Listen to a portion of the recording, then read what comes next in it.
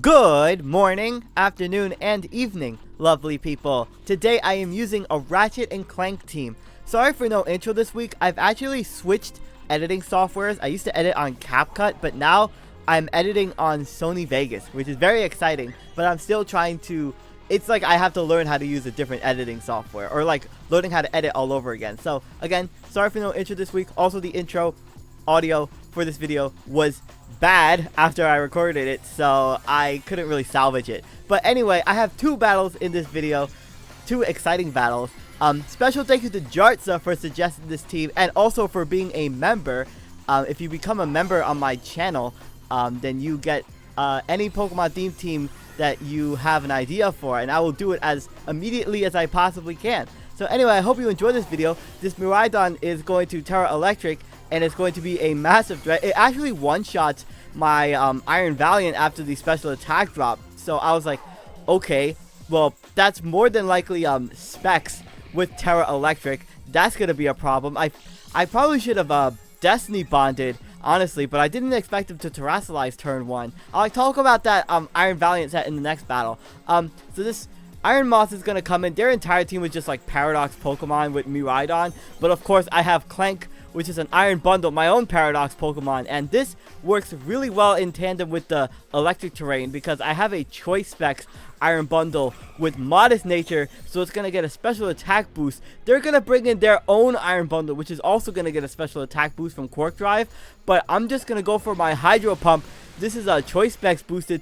That just one-shots the Iron Bundle through the resist, which was crazy. Now, this was a really interesting interaction between the Miraidon and the Iron Bundle, because Iron Bundle outspeeds Miraidon by 1 point, but if they are timid nature, then obviously they outspeed me because I'm modest. I swapped in my Pikachu against this Miraidon on the Volt Switch, which was great because I was able to get a Lightning Rod boost, and they swap out, which does tell me that they are specs. So I thought Pikachu was like a really good fit. It was probably like one of the best fits for Ratchet, considering he's like a Lombax, which is like this cat-like, human-like species, and I really couldn't find like a really good Pokemon for that, so I thought Pikachu was like the best fit.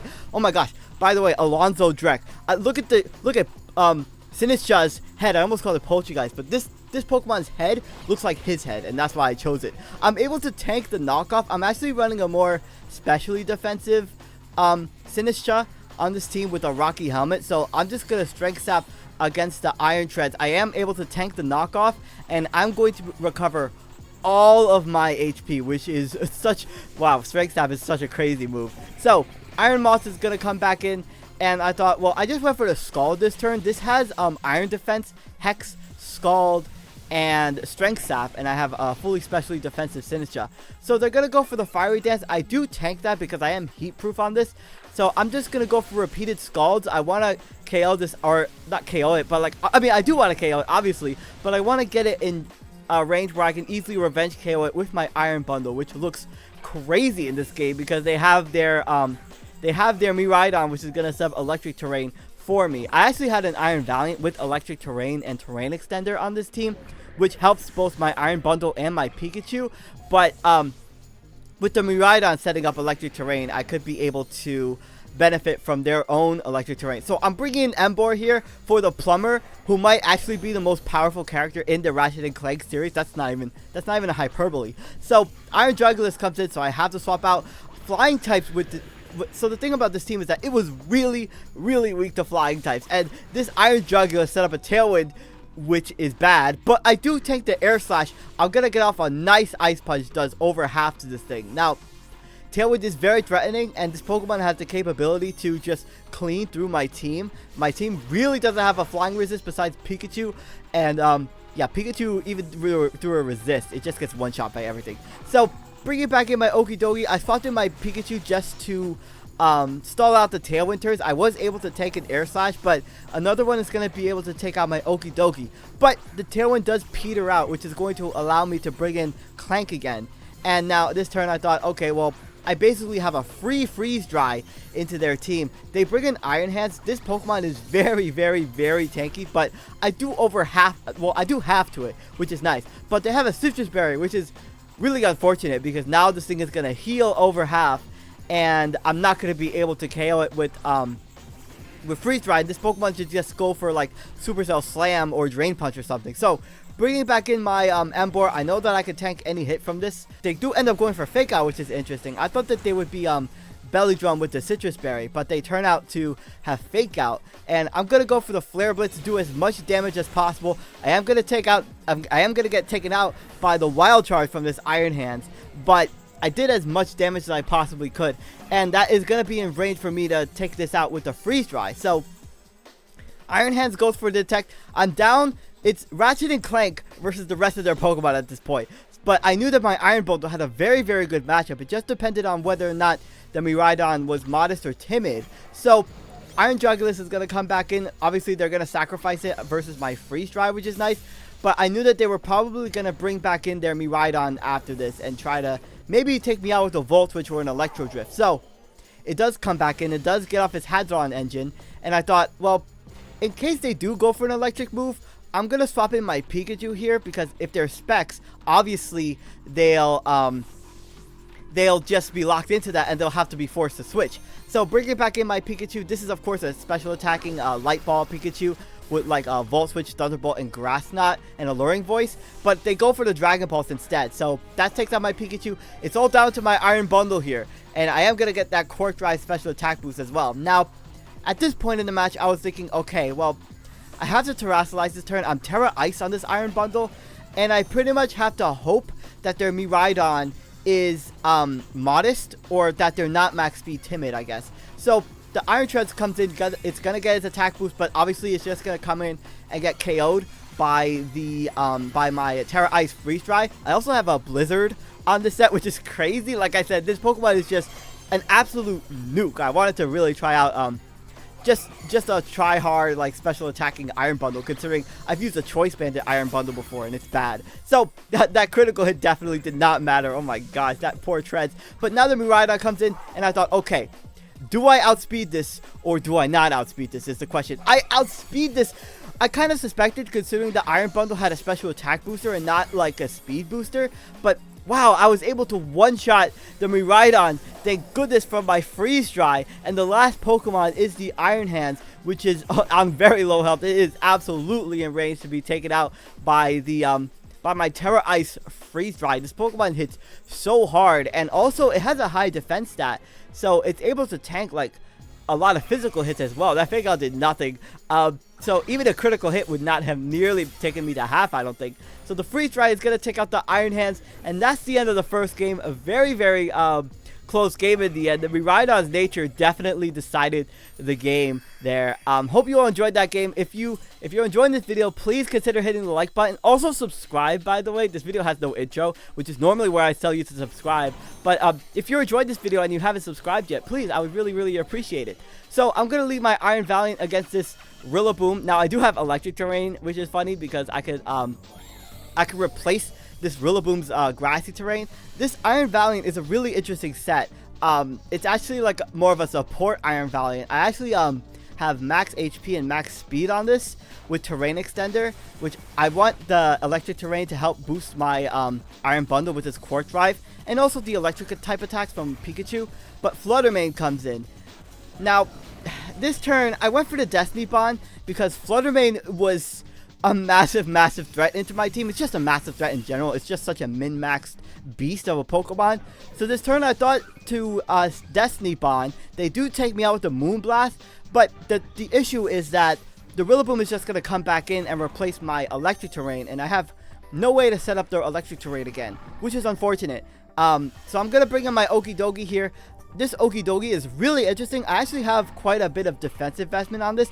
I also have a Shuka Berry so that I can take any grass attacks. They go for the Earthquake, which is already going to be halved in the grassy terrain, but it's going to do like nothing after my Shuka Berry. Now, this is unfortunate because the set I have in this Okidogi, I don't have Gunk Shot. I have Toxic, Fire Punch, Drain Punch, and Ice Punch with Terra Fire on this. So they're going to U-turn out, and they're going to bring in their Grafai, which is going to be a really big pain to deal with, considering that they're going to be unburdened with the Grassy Seed. So I kind of figured that they would be like a Swords Dancing Grafai, maybe even Nasty Plot, honestly. This Pokemon gets both you could technically use Nasty Plot, but obviously Sword Dance is more preferred because it gets acrobatics. Now, this was a part in the battle where I kind of like really like messed up here. So I'm gonna go for the Drain Punch. That is gonna recover me up all the way up to full. Even with the defense boom, it's just so much damage. Now, since I'm at full health, I figured that I would be able to tank a acrobatics from this. Even at +2, it's in my favor to tank the hit. But they end up terrestrializing into Terra Flying, which is unfortunate because that is going to one-shot my Okidogi. And losing this Okidogi definitely was problematic for this game. Like I said, I didn't not terrestrialize, but I didn't I stayed in because I tanked a +2 acrobatics with my defense investment, and I didn't expect him to terrestrialize. So this turn I thought, well, I want to bait out another acrobatics. My Sinistcha is obviously going to get one shot from this, but the important thing is that I have Rocky Helmet on this, so the Rocky Helmet chip should be in range for my Emboar to take this out with the Terra Dark Sucker Punch. This is a, first of all, I have an air balloon on this. I don't know how one air balloon is carrying this massive humanoid boar. It's got to be an Airbnb at that point, but at this point I thought I had to terrestrialize. This is a Flare Blitz Close Combat Trailblaze Sucker Punch Emboar. So going for the Terra Dark, I'm hoping that they go for like another attacking move, and they do. The Sucker Punch is going to succeed, and that is going to be enough to take out the Grafaiai. Thank goodness, because otherwise that Pokemon just swept through my entire team. Now this was tricky at this point because I needed this Emboar for the Rillaboom. Obviously because I could take that out with the Flare Blitz. I'm gonna swap in my Iron Bundle, hopefully maybe like tanking a Bitter Blade, but they go for the Close Combat. I'm gonna be honest, I completely forgot that Ceruledge had Close Combat. Like normally this Pokemon really runs like Bitter Blade and like Poltergeist or Shadow Claw and Shadow Sneak, which it goes for, but the grassy terrain allows me to live on 1 HP, and I'm able to land a Hydro Pump and take out the Ceruledge that weren't Focus Sash either. So I was like, oh my gosh, like, their own grassy terrain actually helped me tank the hit. But the grassy terrain disappears, and the Rillaboom is going to come back in to set up the grassy terrain. Now, I know that this thing is going for a Grassy Glide 100%. And the unfortunate thing is that my Emboar is actually not going to be able to withstand 2 Grassy Glides from this.